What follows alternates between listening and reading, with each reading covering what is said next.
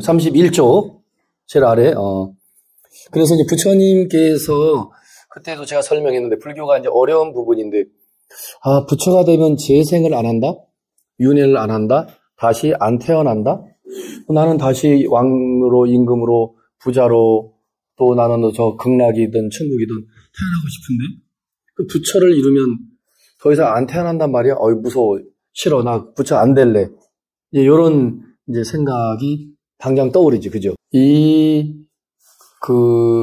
설명하기 쉬운 건 아니지만 업에 자기가 지은 행위를 불교에서 직업할 때 업이라고 한다고 그랬죠. 직업할 때 업은 다른 말로 행위, 어떤 행위를 이제 업이라고 그래요. 그래서 그 행위가 반복적으로 누적되고 쌓이면 그게 업력이 돼요. 업력. 그 업의 힘이죠. 그래서 나중에 이제 그 결과로서 새로운 생명으로 다시 재생하고 환생할 때 결과로서 다른 몸을 받고 태어나는 것을 업보 그래요.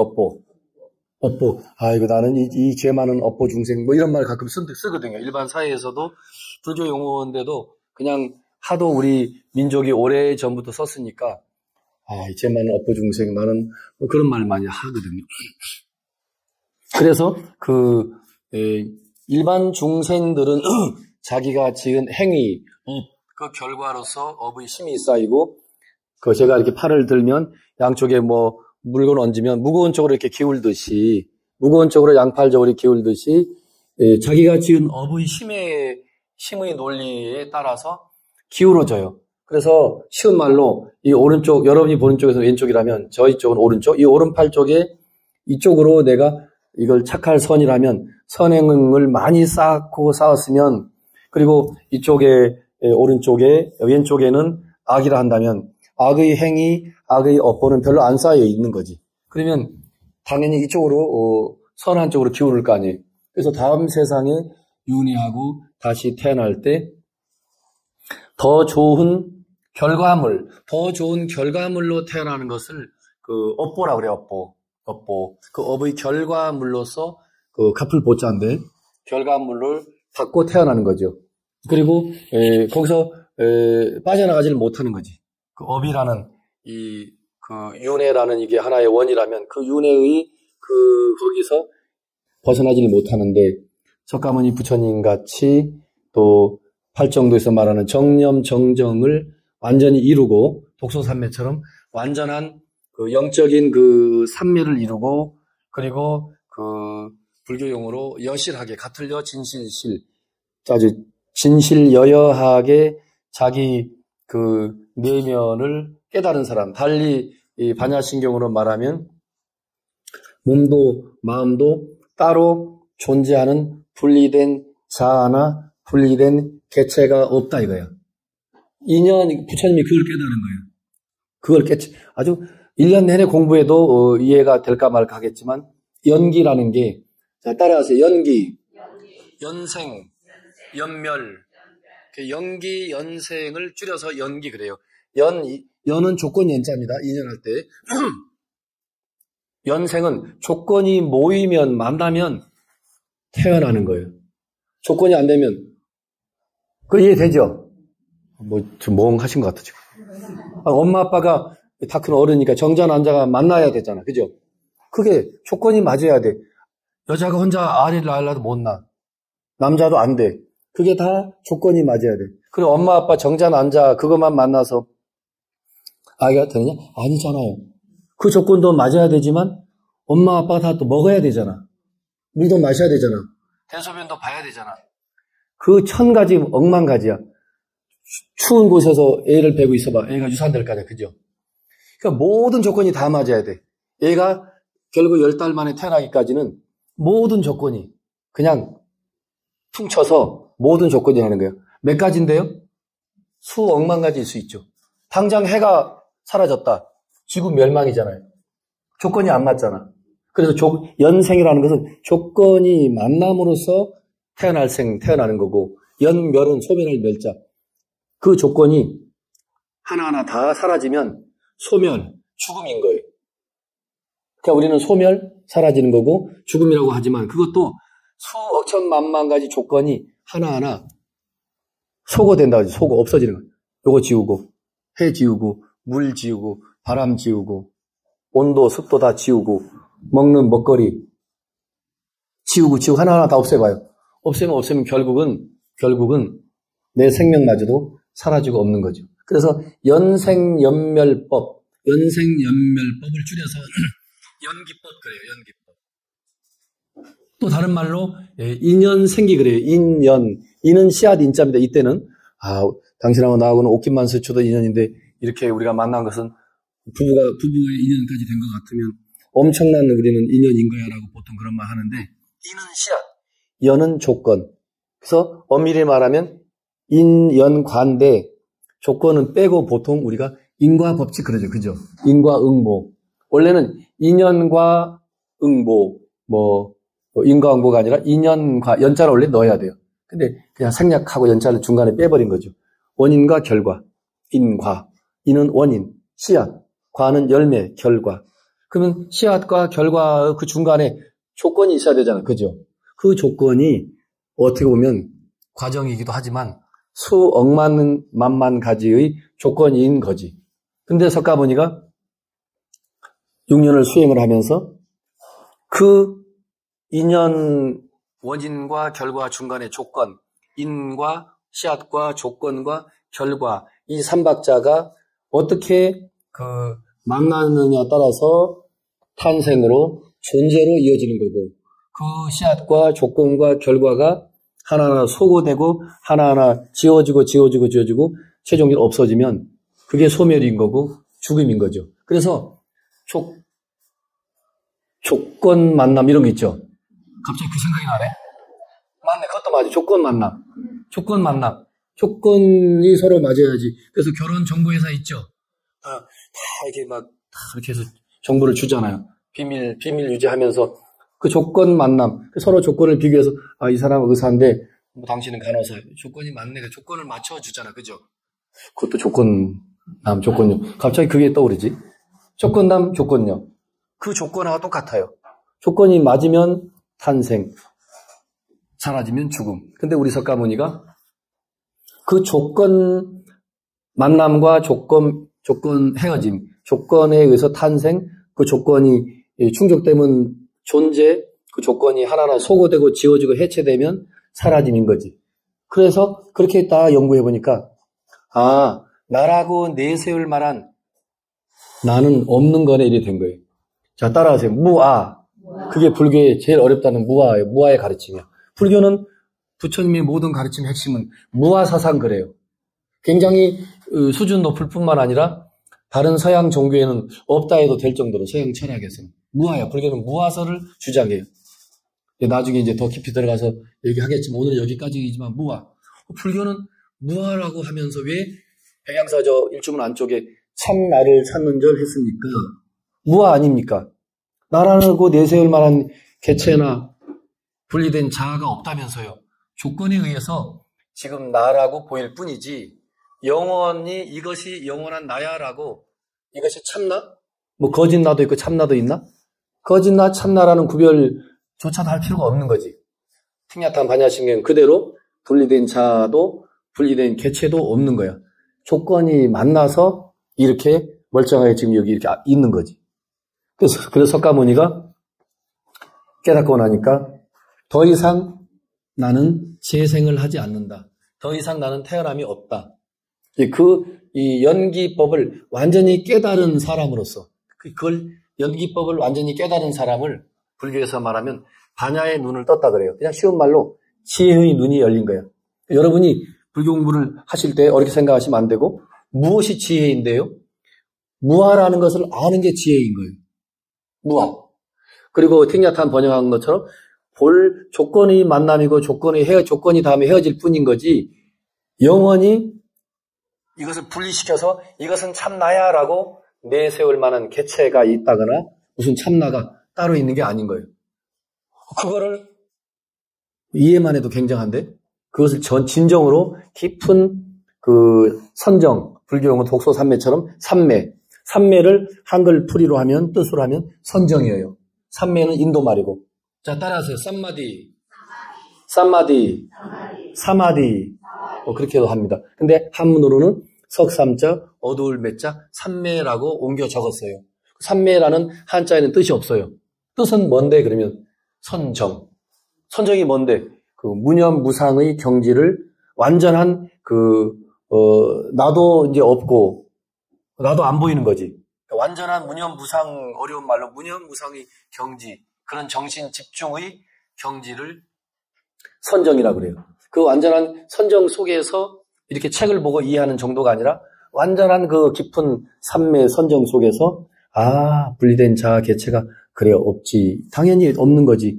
조건에 의해서 있을 뿐이고 조건이 닿으면 해체되는 거니까. 근데 해체되면 불교에서 끝으로 안 본다는 거예요. 무아를 주장하지만 그 무아가 다시 조건을 만나면 있을 유아가 되는 거죠. 다시 탄생으로. 또 사라지면 무아로. 무아 유아를 끝없는 반복하는 것이 또 다른 말로 윤회라고 할 수 있죠. 우리 부처님이 그 어려운 그 깨달음의 노래를 전번 시간에 읽었죠? 자, 이 진리는부터 읽습니다. 시작. 이 진리는 부처님이 만들어낸 것이 아니다. 그 진리가 실제한다는 사실을 재발견한 것일 뿐이다. 그래서 우리는 부처님을 존경하고 경배할 가치가 있는 분으로 받아들인다. 그분을 스승으로 생각해서만이 아니라 고귀하고 자기 희생적이며 명상의 삶을 산 본보기로서 생각하기 때문이다. 이 길을 우리가 스스로 향상되기를 원한다면 반드시 따라야 할 길이다. 이게 이제 법당에 지금 여기 우리 지금 요 원통전에 제 머리 뒤에는 관세음보살님이 서 계시지만 보통 대웅전에 가면 앉아 계시잖아. 그죠? 그 앉아 계신 부처님의 그 모습이 일평생 부처님의 평소의 모습이에요. 걸어 다닐 때는 걷지만 앉아 계시면 늘 그거를 결가부자라고 그래요. 결가부자. 왼 발을 오른쪽 허벅지에 얹고 또 오른쪽 다리를 왼쪽 허벅지 이렇게 얹는 거. 이거를 결가부자라고 그래요. 보셨죠? 근데 왼쪽 발등을 들어서 오른쪽 넓적다리 위에 한쪽만 이렇게 얹고 이렇게 앉아 있는 것은 반이니까 온이 아니니까 반가부자 그래요. 가부자. 그리고 이렇게 겹쳐서 이렇게 요가처럼 앉아 있으면 결가부자 그러고 스님 저는 운동을 많이 해서 이 근육이 많아서 다리가 안 올라가 이런 분 있죠. 다리가 안 찢어져요. 안 올. 그런 분들은 올리지 말고 요 왼발이든 오른발이든 쭉 배꼽 아래 요 사타구니 아래쪽에 이렇게 당겨서 이렇게 갖다 놓고 앉으면 돼요. 그거를 자 따라하십니다. 평좌라 그래요. 자, 앉는 자세는 크게 메모하세요. 결가부자, 반가부좌, 가부좌입니다. 예, 앉을 좌자. 그 다음에 평좌. 전부 앉을 좌자예요. 그 세 종류밖에 없어요. 굳이 뭐 누워서 하면 안 되면 누워서도 해도 되겠지. 그러나 일반적으로 우리가 마음 공부를 하고 참선을 할 때 앉는 자세는 결가부좌, 반가부좌, 평좌가 있죠. 그거를 이제 하는데 평소에 부처님은 늘 말씀을 없을 때는 그대로 앉아서 1시간이든 10시간이든 그대로 앉아 계시면서 그것을 다른 말로 선열이라 하기도 하고 법피선열이라는 불교의 멋진 말이 있는데 자 따라해 보실래요? 법피선열. 그런 법은 이때 진리를 깨치고 그 자기가 그걸 향유하고 체험하고 거기에서 느껴지는 그 희열 기쁨을 법법자, 기쁘리자, 법피 그래요. 그리고 선열은 참선할 선자입니다. 그 기쁠 열자예요. 아까 열중 그랬죠. 열중, 선열. 참선을 명상이라고 쉽게 말씀을 요즘 많이 하는데 참선하고 명상하고 같은 건 아니에요. 하도 대중들이 참선을 어려워하니까 요즘 조계종 총문에서 뭐 선명상 이렇게 갖다 말을 붙여서 그냥 두리뭉실하게 그렇게 해서 나중에 그 일반 사람들이 이해하고 있는 정도의 명상으로 입문시켜가지고 불교의 더 깊은 참선의 세계로 이끌어가기 위해서 선명상 그래요. 그래서 옛날 노스인들은 되게 싫어해요. 명상은 그 일반적으로 사전을 찾아도 그렇고 우리를 이렇게 마음을 차분히 가라앉히는 정도밖에 아닌 건데 석가모니가 말하는 선은 바로 6년 동안 선을 내서 그 무아를 깨달을 정도로 그런 엄청난 깨달음이 수반되는 그 깊은 마음 집중인데 일반적인 명상하고 선하고 믹스, 짬뽕을 섞어놔가지고 이것도 저것도 아니다 하고 어른들 되게 싫어해요. 자, 그래서 이제 읽었습니다. 그 밑에 한번 읽어봅니다. 부처님께서 시작. 구별되는 두드러진 특징의 하나는 그분이 사람이란 점, 즉 신이 아니라든가 초자연든가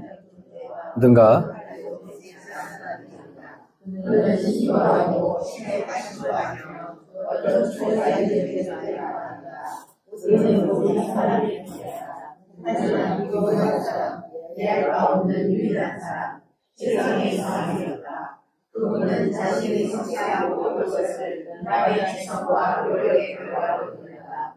그분은 직접 시험을 통해 인간이 어떤 존재였다고 절대적으로 생각하는 것을 깨달았습니다. 네, 그래서 이게 참 이 책이 그래서 좋은데 이제 대승불교 오면 이런 거 다 빼고 부처님이 굉장히 신화적이고 하나님 이상으로 전지전능한 부처님으로 대승불교에서는 그려져 있어요. 그림으로 표현하면 그렇게 표현이 돼 있어요. 그래서 굉장히 때로는 불교 신자니까 믿긴 믿지만 야, 과연 믿어야 돼 할 정도인데 여기는 이 고요한 소리 자체가 초기 불교 경전을 근거로 해서 이 책도 이 지금 삐아다시 스님이 스리랑카 스님이 편집하기도 했지만 부처님은 다른 종교 창시자들과 구별되는 다른 종교는 뭐 신의 아들이라 하던지 마호메트도 그렇고 뭐 하나님의 코란 성경도 하늘의 계시를 받았다고 해서 마호메트가 쫙 양탄자가 쫙 펼쳐지는데 그냥 코란 경이 하나님의 말씀인 거야.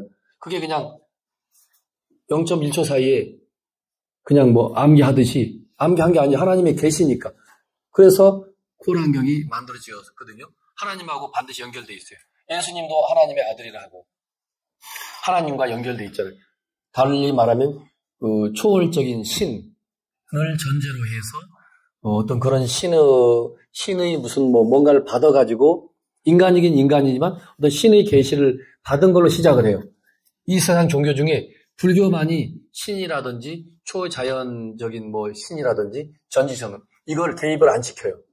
오로지 석가모니가 깨닫고 당신이 고진멸도 사성제나 팔정도나 연기법이나 이 모든 것도 당신이 깨쳐서 수학 공식처럼 공식화한 건 틀림없지만 나는 발견했을 뿐이지 내가 발견하지 않았다 해도 이 팔정도, 사성제, 무화설 같은 거, 무화의 가르침 이거는 다 옛날부터 있었던 거야. 근데 세월이 많이 흐르고 사람들이 이제 나중에 더 이상 출입을 안 하고 깊은 숲속에 쉽게 말하면 팔정도라는 성이라면 그 앙코르와트 가보셨나요? 그건 저는 안 가봤는데 그것도 나중에 탐험가들이 발견했다는 거 아니야, 그죠? 그냥 숲속에 묻혀 있는 건지. 원래 없는 게 하늘에서 뚝 떨어진 게 아니고 원래 있었다니까. 불교도 마찬가지야. 석가모니가 깨쳤다는 그리고 그 깨침의 가르침들이 이렇게 나와 있는데 사성제, 중도, 12연기법, 팔정도, 수행 방법론으로 팔정 이런 모든 것들은 석가모니가 이거 내가 창작한 거야. 이거 내 거야. 내 전매 특허야. 우리 부처님 그렇게 안 하셔요. 이게 또 보통 인격자가 아니라니까. 굉장히 지성적이고 철저하게 신을 내세우지 않고 인간의 지성으로, 인간의 이성으로, 인간의 지성과 이성을 극한으로 몰고 간 그 상태가 독서선미를 이루듯이 선정을 이루는 거죠. 그 선정 속에서 이제 깨달음을 이루고 그 깨달음을 통해서 당신이 제시한 것이 팔정도인데 이건 내 거야. 이거는 나 이전에는 감히 알 수 없어. 이렇게 부처님 말씀하지 않아요. 내가 아니라 해도 누구라도 언젠가는 발견될 거야. 다만 내가 발견했을 뿐. 이렇게 우리 부처님은 이건 겸손하고 또 차원이 달라요. 부처님 되게 겸손하시다. 아니에요. 이게 진리적으로 원리적으로도 그런 거지. 석가모니가 먼저 발견해서 제시해 줬을 뿐이지.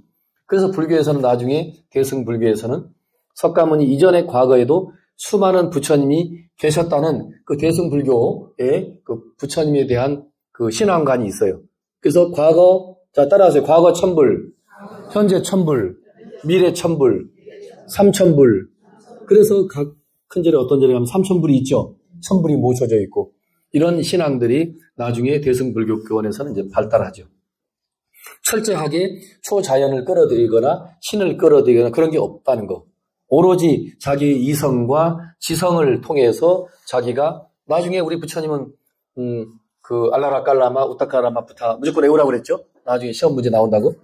우타카라마푸타 알라라깔라마가 그 당시 석가모니의 최고의 스승이었어요. 명상의 스승. 명상. 근데 그것도 부처님은 다 손을 놓잖아요. 그 스승들은 야 고타마 시타르타 너 그 정도면 내 후계자야. 그 정도면 뭐 보통 깊은 명상이 아닌데 예를 들면 뭐 앉아서 뭐 공중부양한다듯이 예를 들면 공중부양할 정도로 그런 위대한 능력까지도 겸비했는데도 부처님은 그런 공중부양하는 거 무슨 뭐 축지법 쓰는 거 이런 거 하려고 부처된 게 아니라니까. 그걸 확실히 우리가 이제 아셔야 돼요. 무슨 신통을 얻어가지고 누구 마음을 읽고 점을 봐주고 무슨 뭐 구름을 타고 손오공이처럼 날아다니고 비록 소설 서유기지만 그러려고 부처님은 출가한 분이 아니라는 거지. 왜 인간은 태어나고 늙고 병도 죽나? 죽지 않은 길이 없나라고 하면서 우리 부처님은 출발한 거죠. 그러면서 이제 그 원리를 이제 깨치신 거지. 그래서 철저하게 그 이성과 지성을 의지해서 그것을 최고의 극단으로 또 극단으로 몰고 가서 그 결정적인 순간에 6년 만에 보리스라는 이제 그 나무 아래에서 깨달은 것이죠. 그 밑에 있습니다. 그 어떤 시작, 그 어떤 스승으로부터 그것이 사람이든 신이든 간에 어떤 도움도 받지 않고 오직 자신의 꾸준한 정진으로 보살은 최고의 정신적, 지적 성취를 달성했다. 청정의 극치에 이른 것이며 인간성이 구현할 수 있는 최선의 자질을 완성해낸 것이다. 그분은 지혜와 자비를 갖추었고 이 두 덕목은 그 후 부처님의 가르침에 두 가지 기본 지침이 되었다. 지혜, 그래서 우리 불교에서 모든 행사에서 모든 프랭카드나 현수막 같은 거 만들 때 불교의 어떤 표어를 쓸 때 꼭 지혜와 자비와 지혜라는 말을 늘 그냥 기본으로 끌고 우리가 사용을 하죠. 부처님의 가르침은 지혜의 가르침이면서 자비의 가르침이죠. 자비와 지혜만 있으면 안 돼요. 자비도 있어야 돼. 지혜만 있으면 없고 자비가 없으면 일체 중생을, 만 생명을, 인류를 구원하고자 하는, 도움을 주고자 하는 그 생각이 없는 거죠. 반드시 자기가 지혜가 있으면 그 무아의 가르침, 연기법, 연기의 가르침, 사성제, 팔정도 그 가르침을 그 지혜지, 지혜의 산물이니까 그 가르침을 주면서도 끊임없이 그 자비심을 부처님은 같이 발휘하는 거죠. 부처님은 마지막 돌아가실 때도 얼마나 고통스럽고 육체는 고통스럽죠. 그래서 요 뒤에도 나오지만 지나가는 그 돌아다니면서 수행하는 수행자가 소문은 자자하고 큰 부처님인 줄 알고 월 질문하러 오니까 아란다 25년 동안 그 모셨던 제자가 우리 부처님 지금 너무 몸이 편찮으시죠. 안 돼. 만날 수 없으면 하는데도 부처님은 얼마나 자비스러운지 자기 아픔을, 고통스러움을 다 관심을 안 두고 아란다야 막지 마라. 열애, 석가열애죠. 부처가 이 붓다가 이 인류에서, 이 지구상에서 달리 말하면 이 인도에서 마지막으로 만나는 사람이 저 사람이다. 마치 애정되어 있는 거죠. 그냥 막지 마라. 그래서 그 친구가 와서 질문을 하잖아요. 부처님, 뭐 서로 다 잘났다 하고 자기가 다 최고를 하는데 그 사람이 진짜 부처님, 예수님이 맞아요? 라고 이런 질문이나 하는 거야. 그 사람이. 그 저쪽에 가르치는 저 스승은 진짜 뭐 최고의 진리 스승이 맞습니까? 라고 물을 때 부처님께서 하시는 답변이 그 사람이 어떤 종교를 믿던, 불을 믿던, 산신을 믿던, 무엇을 믿던 묻지도 따질 것도 없고 그 사람의 가르침 속에 사성제가 있느냐, 팔정도가 있느냐, 중도가 있느냐, 그 가르침이 그 속에 있으면 그 사람은 겉모습이 머리 깎은 우리처럼 깎아준 마냥 이렇게 머리를 깎았던, 길렀던 여자든 남자든 아무 관계없이 위대한 스승이다라고 부처님이 답을 해줘요. 그 한마디에 돌아다니면서 수행하는 사람은 유행자라는 이 유행자가 금강경식으로 말하면 수다원, 사다함, 아남, 아란, 4단계의 깨침의 경지가 단계가 있거든요. 수다원 사다음 바로 2단계에 진입을 해요. 그리고 부처님 돌아가시고 나중에 부처님과 똑같이 아라한을 성취한다 하거든. 이 정도로 부처님의 자비는 굉장합니다. 그래서 요즘 말로 하면 감성지수 그런 거, 그게 이성지수도 천재고 감성지수도 뭐 천재라고 봐야죠. 보통 사람이 아니지 뭐. 그러니까 어릴 때부터 깐난 애기부터 이렇게 막 벌레가 막 그 밭가는 농부의 그 쟁기에 그 벌레가 깔려 죽고 막 갈겨 죽고 하는 걸 보고, 야, 저 생명, 이것도 생명인데 어떻게 저렇게 죽임을 당할 수 있을까? 그 어린 나이에도 그 충격을 해. 그래서 부처님이 6년 수행했다 하지만 사실은 출가하기 전에 어릴 때 태자로 있으면서 태어나면서부터 10세, 15세, 19세 이전에 이미 그 알라라깔라마, 우타카라마, 부타를 안 만났어도 정신적인 향상, 영적인 뭐 진보라 할까? 진화가 굉장히 그 성숙돼 있다라고 나중에 말을 해요. 보통 사람은 아니다. 이미 출가를 안 했는데도, 누구한테 안 배웠는데도 그 영적인 그 집중하는 힘이 상상을 초월하는 거죠. 상상을 초월하는 거지. 자, 봅시다. 그 어떤 스승으로부터 배운 것도 없고, 그 부처님의 그 덕목은 지혜와 자비, 이것이 지침이 됐다.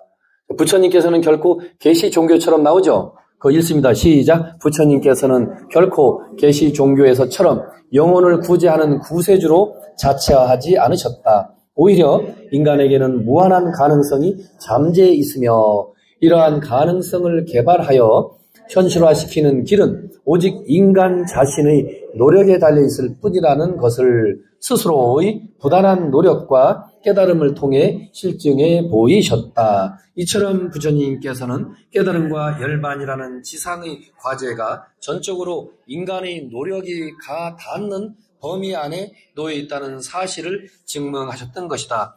자, 밑에 있습니다. 시작. 가장 고상하고 가장 완전한 특징이 있는 종교는 말 그대로 계시에 대한 믿음이 전혀 없이도 존재할 수 있다.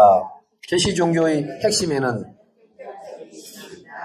인격적인 신이라는 용어로 나는 이른바 초인격적인 신, 보다 고차원적인 단계의 인격으로서 영적이며 정신적인 본질 또는 정말로 초자연적인 영적 존재나 힘이라는 관념을 모두 포함시킨다. 인격신이라면 지금 읽은 그대로 초자연적인 영적인 존재까지, 그런 신까지도 우리는 인격신이라고 그렇게 설명하는 거죠. 근데 우리 부처님은 그런 걸 일체 내세우지 않는다는 거죠. 오로지 인간으로서 제자들에게 깨치고 나서 고진멸도 사성제를 설명해주고, 그러면 고통으로부터 해탈하는 길이 있습니까? 있지. 그 길이 뭡니까? 정견, 바른 견해를 가질 것. 부처님이 말씀하신 사성제에 대해서 고진멸도 사성제를 분명히 이제 인식하고 완벽하게 이해하는 거죠. 그래서 정견, 바른 견해라는 것은, 올바른 견해라는 것은 부처님이 우리들에게 가르쳐 주신 연기법, 아까 더 했죠? 그 연기법을 분명히, 연기법에 의해서, 이 세상을, 인간과 이 세상을, 통찰하고 보는 거죠. 그 연기법에 의해서 우리가 볼 것 같으면 하나도, 나라고 내세울 게 없는 거구나. 이런 걸 이제 알게 되죠. 우리 부처님은, 철저하게 어떤 신을 내세우지 않고, 그러면서 인간이 고통으로부터 해탈하는 길이 있다라고 제시하면서, 그게 고진멸도 사성제 중에 네 번째 도성제에서, 그 도성제가 바로 수행 방법론인데 사실은 37가지나 돼요. 나중에 이제 나옵니다. 지금은 8 정도만 가지고 설명하는 게 어려우니까. 따라하세요. 사념처, 사정근, 사여의, 오근, 오력, 칠각기, 8정도, 그걸 다 더하면 37가지의 아주 요즘 말로 하면 세밀한, 디테일한 수행 방법이 돼요. 근데 그걸 다 그냥 걷어내고 8정도만 가지고 우리가 보통 말하죠. 불교하면 8정도야. 8정도가 뭔데? 바른 견해, 정견, 정사, 바른 사유, 바른 생각을 하라는 거죠. 바른 사유, 정사, 정어, 바른 말, 거짓말하는 거 말고 바른 말. 바른 생활, 바른 직업, 바른 생활 정명, 그 다음에 바른 정진, 바른 공부를 하라 이거죠. 신이나 불교에서 보면 초월신이나 인격신이나 어떤 초자연적인 어떤 무엇에 조물주나 거기에 기대해서 의지해서 신앙생활을 한다면 그것은 바른 정진이 아니에요.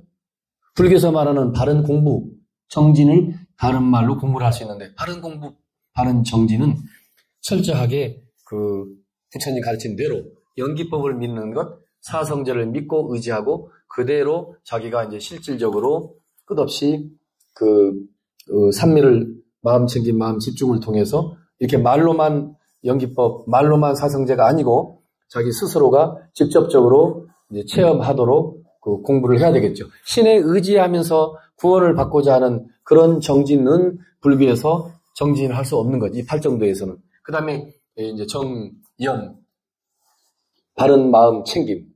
마지막에 정정, 바른 마음 집중 그래요. 그래서 결국 이 팔정도의 끝은 정정, 바른 마음 집중이에요. 다른 말로 하면 무념무상. 근데 처음 정견이 그렇게 중요한 거죠. 바른 견해, 정견. 부처님의 연기법, 무화법, 이런 사성제에 대한 그 바른 이해가 일단 선행돼야 되겠죠. 아, 그렇구나라고. 그 바른 견해 속에서 이게 하나하나 분리되어 있는 게 아니에요. 정견부터 정정까지 다 하나로 연결되어 있는 거지. 이제 나누어서 설명하니까 8로 나눠놨지만 그게 왜 10 정도가 아니고 뭐 20 정도가 아니고 8 정도로 끝났는지 부처님께서 그 지혜로서 공부하시면서 8, 8, 8로 그 이상 안 나가잖아. 그죠? 정견부터 정정으로 끝나게끔 부처님이 그 우리 수행을 8로 나눠놓은 거죠. 그 8가지 그 깨달음을 성취하는데 필요한 8갈래의 길 그래요. 근데 8갈래의 길이라 해서 따로따로 분리되어 있는 8가지가 아니고 다 이게 나중에 알고 보면 통합적으로 다 통해 있는 길인 거지. 자, 그 다음에 요것만 읽고 냅시다. 그 다음 읽습니다. 시작. 존재의 속박에서 시작. 존재의 속박에서 벗어나 자유를 얻으려면 각 개인은 자기를 묶고 있는 족쇄를 부수고 인내심과 정진력과 통찰지를 가지고 적절한 노력을 기울여야 하는데 사실 신이나 초자연적 존재의 도움과 관계없이 해탈을 성취할 수 있다는 것, 더구나 각자가 자신의 책임하에 스스로 취하는 행위에 의해서만 고로부터 해탈할 수 있다는 것을 가르치신 분은 인류 역사상 부처님이 처음이었다. 여기까지. 인류 역사상 부처님밖에 없는 거죠. 고통으로부터 해탈하고 벗어나는 길이 초자연적인 신이나 어떤 조물주나 전지전능한 무엇에 기대거나 의지하지 않고 우리 부처님은 사성제를 통해서 스스로 고통으로부터 벗어나는 길을 제시한 거죠. 인생은 고다. 결론을 먼저 말하고. 왜 곤데? 태어나고 늙고 병들고 결국 죽잖아. 죽기 싫지. 사랑하는 사람하고 헤어지기 싫지. 또 계속 돈도 많이 벌고 싶지. 또 늙고 싶지 않지. 그 다음에 나쁜 싫어하는 사람하고 만나고 싶지 않은데 만나게 되지. 그래서 이 불교에서는 크게 8가지 고통으로 나누어 놨지만 어찌 8가지만 있겠냐 이게. 우리가 세상을 살면서 만나는 것마다 고통스러운 즐거움도 많지만 고통스러움도 많다 이거지. 근데 그래서 부처님이 결론으로 인생은 고야. 그럼 그 고의 원인이 뭡니까? 고집멸도할 때 집성제. 있지. 고의 원인은 집착이야 그러는 거예요. 집착. 다른 말로 하면 욕망. 그 욕망이란 인간이 무언가를 하고자 하는 그 욕망, 그 한 생각을 불교의 전문 용어로는 어려운 말로는 없을 문자 밝을 명자 무명 그래요. 모든 108번뇌 10만 1000만 번뇌의 마지막 우두머리가 있다면 그게 무명이라고 그래요. 최초의 무명 번뇌. 근데 그것을 조금 더 쉽게 말하면 욕망이라고 해요. 인간의 그 욕망 때문에 그 우리 흔한 말로 법정 스님 내려놓기 그죠? 다 내려놔라 뭐 마음을 비워라 하잖아요. 근데 우리 세상도 다 누구랑 비교하면서 불행이 싹튼다 하잖아. 그죠? 누구랑 비교하지 않으면 내가 라면을 하루에 한 끼를 끓여 먹어도 신선도 부럽지 않고 임금도 부럽지 않다는 거예요. 근데 누구랑 비교하니까 나는 라면 먹는데 저 사람은 매일 전복죽 먹네. 성질나. 나도 전복죽 먹고 싶어. 돈이 없어. 이 비교야. 모든 게 비교하는 데서 불행이 싹 트는데 부처님께서 그것을 그 인간의 욕망 때문에 고통이 따른다. 자, 삶에 대한 욕망, 결국 죽음에 대한 욕망, 그 모든 게 다 욕망이니까. 그거를 내려놓는다. 그러면 이제 해탈한다는 거죠. 그 욕망을 다 내려놓을 때 결과물로 생기는 그것이 바로 고진멸도 세 번째 멸성제 그래요. 소멸을 멸자거든요. 정멸, 니르바나, 열반이라는 뜻이에요. 그때 멸은. 그러니까 욕망만 다 내려놓으면 누구나 다 니바나, 니르바나, 열반, 다른 말로 모든 번뇌의 불이 꺼진 완벽한 해탈의 이제 상태가 있다는 거죠. 그걸 부처님이 또 결과로 제시해요. 이 고진멸도 사성제는 원인 결과의 관계가 아니고 결과 원인이에요. 고집은 이 세상 살이에서 인과관계예요. 이 세상은 결론으로 고야라고 부처님이 결론을 내려놔. 원인은 욕망이야. 그죠? 그 세속적인 그 원인 결과를 미리 결과 원인을 설명하고, 그러면 거기서부터 벗어나는 길이 있습니까? 있지 하고 해탈이라는 것, 열반이라는 것, 깨달음이라는 것을 먼저 보여줘요. 그게 멸성제야. 이것은 고통의 소멸이다라고 그래요. 그래, 그런 게 있어요? 그럼 그 고통의 소멸을 어떻게 하면 됩니까? 그게 네 번째 도성제예요. 결국 팔정도. 그것은 팔정도의 길을 걸어가면, 팔정도의 마지막이 정정이죠. 무념무상. 그 자기 정신적인 수련을 통해서, 요즘 선명상 한다 하지만 그런 정신적인 수련을 통해서 그 열반을 이제 욕망을 다 내려놓으니까, 욕망을 내려놓으면 자동으로 생기는 그 세계가 부처님 세계라 하든 열반의 세계라 하든 피안의 세계라 하든 깨달음의 세계라 하든 무엇이라고 표현을 하든 간에 그 세계는 욕망을 내려놔야 되는 거고, 어떻게 내려놓을까요? 그냥 안 되니까. 그러니까 오늘부터 그러면 내가 8가지의 길을 제시하니 그것을 늘 마음을 챙기고 집중해 보라 하면서 정견, 정사, 정어, 정업, 정명, 정정진, 정념, 정정, 이 8정도를 놓치지 말고 늘 가나오나. 그러면 우리 같으면 정견에 딱 목에 가시가 걸리듯이 걸리죠. 바른 견해? 어떤 것이 바른 견해야? 여기서부터 막히죠. 그죠? 사성제를 바로 이해하는 게 바른 견해이긴 하지만 우리가 잘 불교 입문자로서 잘 모르니까 바른 견해, 올바른 견해? 무엇이 올바른 견해인가? 요거 하나만 가지고 하루 종일 앉아 있어도 답이 안 나오죠. 그죠? 석가모니는 6년을 앉아 있었으니까 6년을 앉아서 깨달은 결과물로 만들어낸 그 답이 8가지의 그 깨달음을 이루는 그 정도, 8정도였으니까. 이렇게 이제 오늘 강의가 끝나겠네요.